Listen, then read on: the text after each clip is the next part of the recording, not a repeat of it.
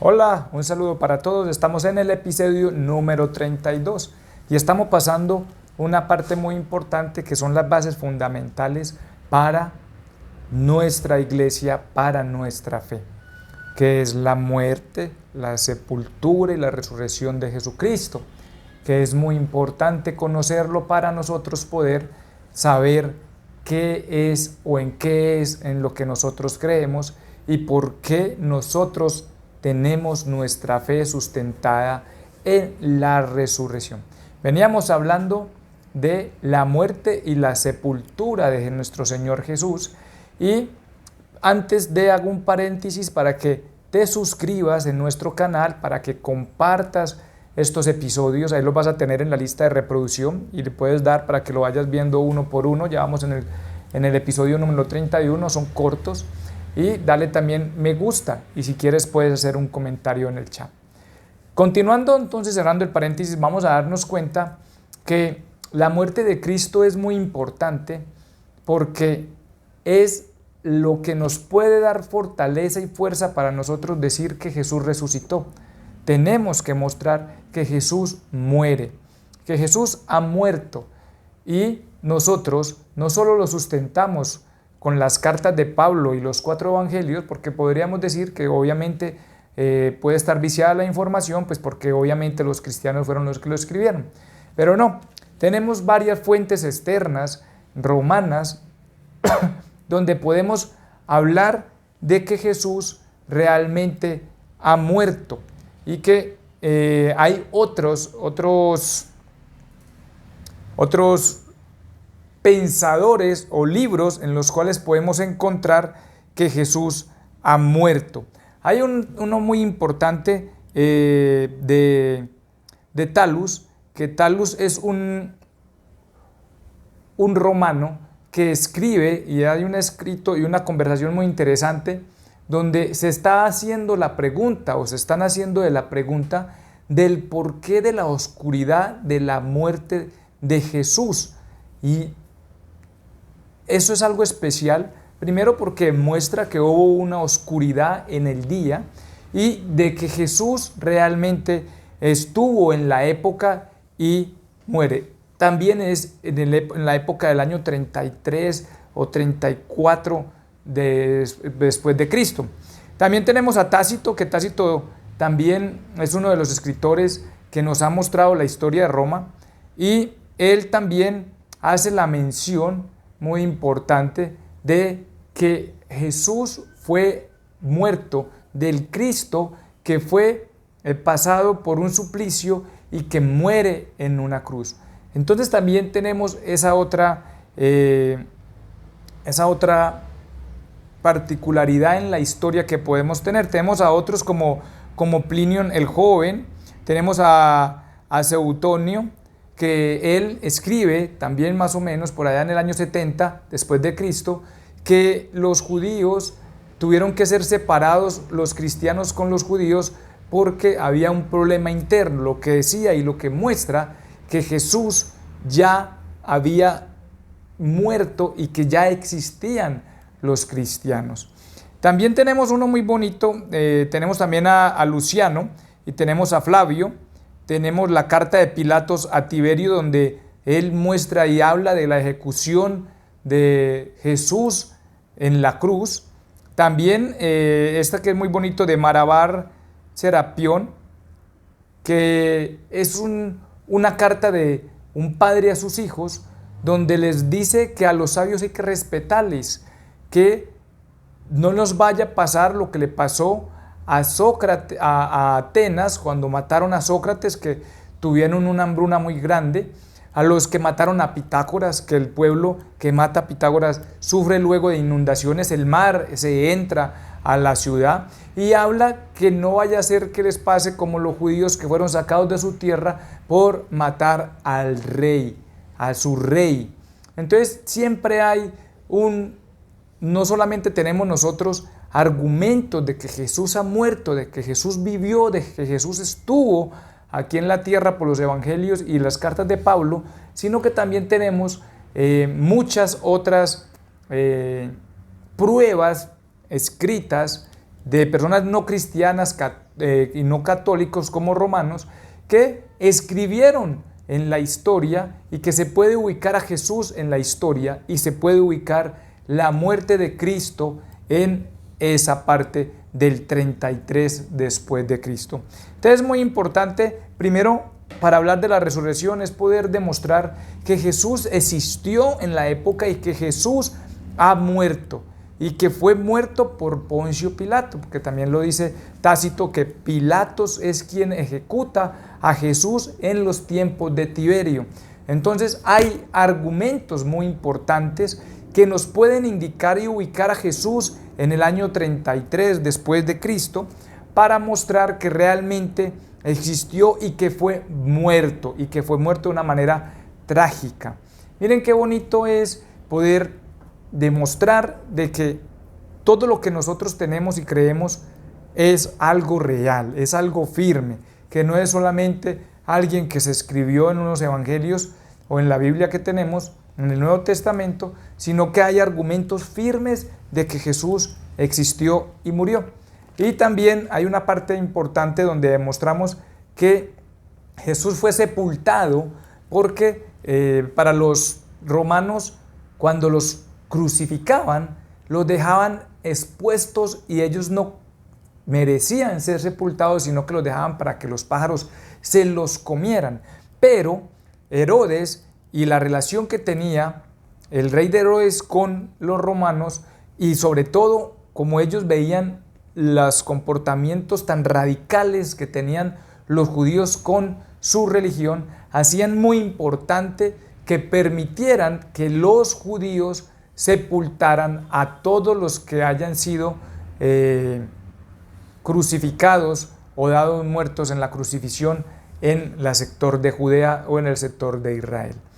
Eso hace o muestra que realmente hubo la posibilidad, e incluso hay varios osarios donde han mostrado o han encontrado huesos con el clavo en el calcáneo o en el talón fusionado con él, lo que demuestra que sí era permitido que fueran sepultados.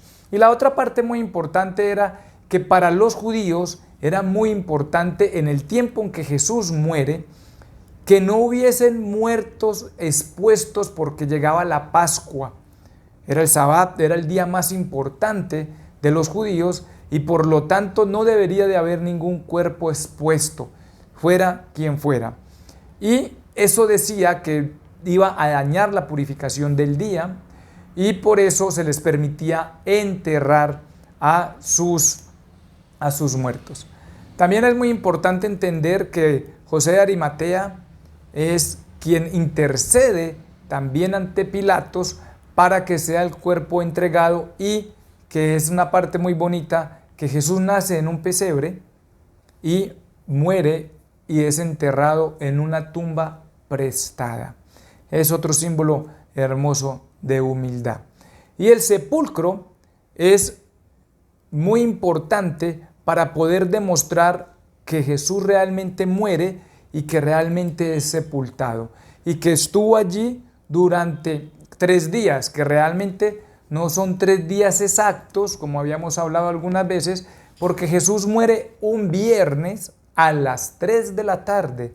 Por eso nosotros rezamos el Rosario de la Misericordia y por eso tenemos hoy la posibilidad de hacer esta catequesis a la hora en que Jesús muere, que son las 3 de la tarde. En ese momento los católicos, muchos de los católicos, hacemos una pausa para recordar con respeto el día en que nuestro Salvador da toda su sangre y su vida por nosotros, que fue a las 3 de la tarde. Y recordemos una cosa bien importante, y es que para los judíos y también para los católicos, el día termina a las 6 de la tarde. Por eso decimos que el viernes, porque él muere a las 3 y tenían hasta las 6, porque a las 6 de la tarde comenzaba el Sabbat, donde no se puede hacer ninguna actividad y nadie puede ser enterrado ni sepultado en esos días. En ese día no se puede hacer absolutamente nada. Por eso ellos se preparan todo el viernes para ese sábado estar totalmente en oración y no hacer absolutamente nada, que es una referencia al séptimo día en el que en el que Dios descansa en el hecho de haber terminado la creación. Y los judíos lo toman para descansar y estar en oración. Después de eso tenemos todo el sábado completo, y en ese sábado completo se dice que Jesús baja o desciende a los infiernos. Y aquí nos vamos otra vez con el Catecismo de la Iglesia Católica en el artículo número 5, en el numeral 631. Y ahí dice: Jesucristo descendió a los infiernos, al tercer día resucitó entre los muertos. Vamos a hablar de que Jesús baja a los infiernos, y una pregunta que uno se hace, rezamos constantemente, Tito me va diciendo el tiempo, constantemente, de que Jesús baja a los infiernos, ¿a qué? Y lo decimos muchas veces en el credo. Creo en que bajó a los infiernos y al tercer día resucitó. Jesús muere, baja a los infiernos. ¿A qué baja Jesús a los infiernos? Pues Jesús baja a cumplir y a dar la buena nueva también al infierno. Hay varios infiernos, por lo tanto, Jesús mismo dijo que nadie había ido al cielo sino él que había bajado de allí. Abraham y todos los patriarcas estaban en ese espacio donde no han podido estar en presencia ni ver a Dios, y están esperando la venida del Salvador para que fuera por ellos y los llevara a presencia del Señor. O sea que también se estaba esperando esa buena noticia, y también se celebra que Jesús haya vencido la muerte y que haya sido ese sacrificio tan grande, porque Él es quien abre las puertas del cielo. Y miren que en el 631 dice lo siguiente: Jesús bajó a las regiones inferiores de la tierra. Este que bajó es el mismo que subió. El símbolo de los apóstoles confiesa en un mismo artículo de fe el descenso de Cristo a los infiernos y su resurrección de entre los muertos al tercer día, porque es en su Pascua donde desde el fondo de la muerte Él hace brotar la vida. En el párrafo 1 dice: Cristo descendió a los infiernos, y nos explica algo bien interesante, y es presuponen que antes de la resurrección permaneció en la morada de los muertos. Es el primer sentido que dio la predicación apostólica al descenso de Jesús a los infiernos. Pero ha descendido como Salvador, proclamando la buena nueva a los espíritus que estaban allí detenidos, lo que les venía contando. Y en el 633 nos dice: la Escritura llama infiernos, Sheol o Hades, a la morada de los muertos donde bajó Cristo después de muerto, porque los que se encontraban allí estaban privados de la visión de Cristo. Después de que Adán y Eva pecan y son expulsados del Edén y mueren, ellos y nosotros estábamos condenados a llegar a un punto donde no podíamos ver a Dios ni estar en presencia de Dios.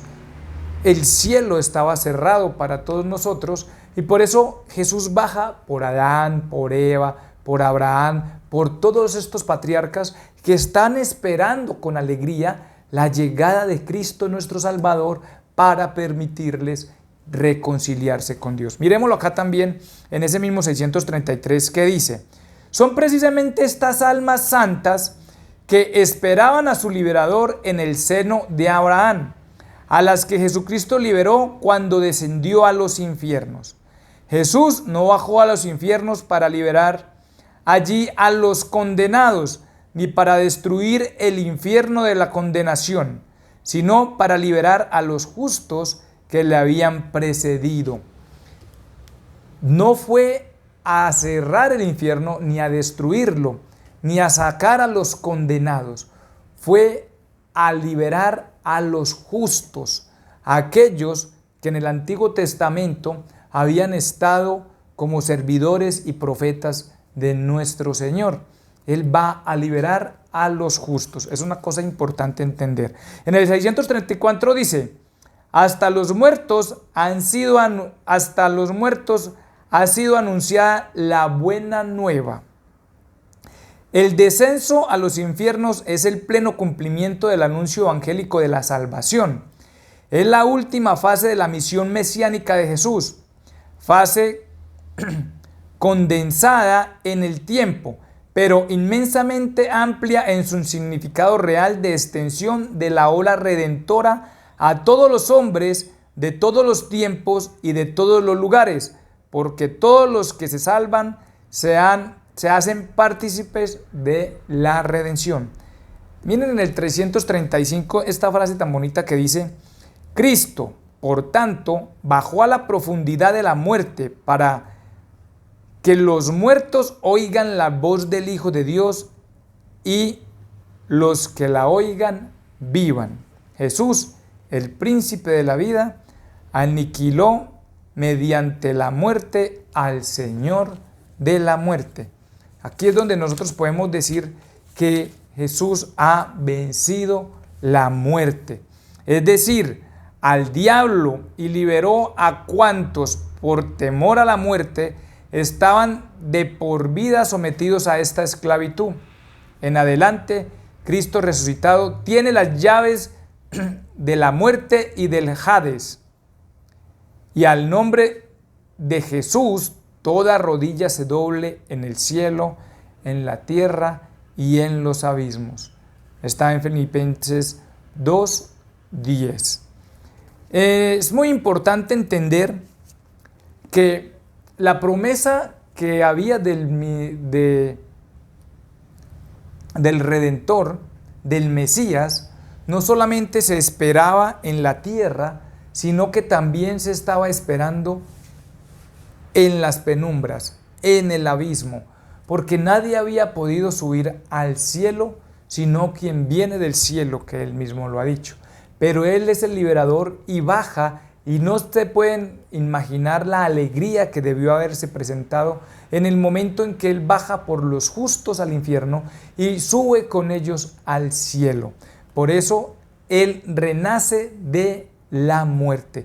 Por eso para mí y para mis alumnos el fénix es un símbolo muy importante que nosotros tenemos, que es el significado de que nosotros morimos en lo negativo, en lo malo, para renacer de las cenizas, renovados y mucho más fuertes, que es también el primer símbolo de la resurrección de los cristianos, el ave fénix. Jesús también resucita, y les voy a dar un dato bien interesante para los que les gustan los datos curiosos. María, que está por aquí. Jesús muere un 3 de abril del año 33 después de Cristo y resucita un 5 de abril del año 33 después de Cristo. Entonces es muy importante tener claro esas pequeñas fechas y estos pequeños detalles que nos ayudan mucho a entender y a conocer un poco más sobre nuestra religión. Hoy ya terminamos el tema y vamos a comenzar en el próximo, que Jesús resucitó entre los muertos. Y vamos a hablar mucho de la resurrección de Cristo y de que hay muchas posibilidades de entender el por qué la resurrección es grande. Y primero era la muerte, la segunda el sepulcro, y una de las pruebas importantes es el sepulcro está vacío. Cuando los apóstoles o las mujeres van al sepulcro, encuentran el sepulcro vacío. E incluso Juan, cuando habla de la resurrección, dice que las vendas con que fue vendado el Señor estaban, el verbo no me lo recuerdo, pero es que estaban como cuando uno lo vendan, y la venda no estaba desenvuelta, sino que era como si se hubiera salido y se hubiera quedado las vendas de esa manera, que es algo muy especial. El sepulcro vacío es el testimonio gigante de que Jesús realmente resucitó. El sepulcro estaba y se encontraba vacío, y nos basamos en varias cosas importantes. En el testimonio de las mujeres, en el testimonio de Juan que lo escribe, y que no había posibilidad. Es más, también en el testimonio incluso de los judíos que dicen que el cuerpo ha sido robado, lo que simboliza que el cuerpo no está en el sepulcro. Hay un sepulcro vacío, y si el sepulcro está vacío es el símbolo de que hubo resurrección. Se dice que pudo haber resucitado entre las 4 y las 5 de la mañana, pero no tenemos la hora concreta. Entonces tenemos viernes de 3 a 6, sábado de 6 a 6 y el domingo que está de 6 de la tarde a 4 o 5 de la mañana, que se presume que haya sido el suceso de la resurrección que nadie presenció. Entonces los dejo en este capítulo con la puerta abierta para lo que viene, que vamos a hablar de nuestra fe. Es la resurrección. Como lo dice Pablo, si no creemos en la resurrección, vana es nuestra fe y no tiene ningún sentido lo que enseñamos y lo que predicamos. Muchas gracias a todos, que estén muy bien y que tengan un feliz día. Que Dios los bendiga. Hasta luego.